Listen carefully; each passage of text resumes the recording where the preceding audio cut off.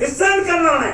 आणि म्हणून जर कोणाला घमेंड असेल ना डोक्यात, सत्ता माझी आहे, सत्ता माझी पण आहे, माझा मुख्यमंत्री आहे, माझा बी मुख्यमंत्री आहे, आणि त्याच्याही पुढचं आम्ही रक्ताचे शिवसैनिक आहोत, कडवे शिवसैनिक आहोत बाळासाहेबांचे.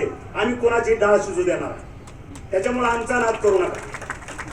हार जीत आमच्यासाठी गौण आहे, पण आमच्या अंगावर याचं धाडस करू नका. आला अंगावर घेतला शिंगावर, तू कुणी आस, मला काय देणं गेलं नाही. आणि म्हणून परत एकदा परत रिपीट करतोय, जुनी भाजपवाले मला दाखवा कोण आहे तिथं. आपलं आता ह्या युतीच्या शासनाशिवाय चालणार नाही. ज्यावेळेस मी आताचे खासदार ओमराजे निंबाळकर यांना 2019ला चालू खासदाराचं तिकीट करून त्याला तिकीट दिला, निवडून आणला, त्यांना माती चारली, त्यावेळेस त्यांना कळलं की आता युतीशिवाय पर्याय नाही. तुम्ही बघितलं असेल 19च्या लोकसभेनंतर लगेच उडी मारली आणि भाजपमध्ये आले. हे वास्तव आहे. आणि मग आता त्यांचं नशीब बोलवत तर म्हणून 5 उंगल्या धीमे, ते कसं जिल्ह्यातलं भाजप ते चालवतात,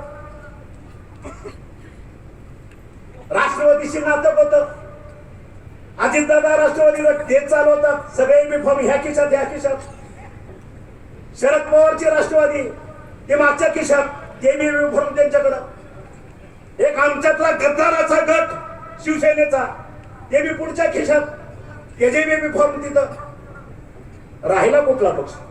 आणि काँग्रेस तरी हास्यास्पद झालंय. ज्या वेळेस आमच्यासारखे बालबच्चे नव्हते, लढणारं एकही नेतृत्व ह्या जिल्ह्यामध्ये नव्हतं, त्यावेळेस मी तरी असं म्हणेन, मला वंदनीय आहेत, वंदनीय मधुकररावजी चव्हाण यांनी ह्या महाशक्तीला तोंड दिलं, 30 वर्ष किल्ला लढवला.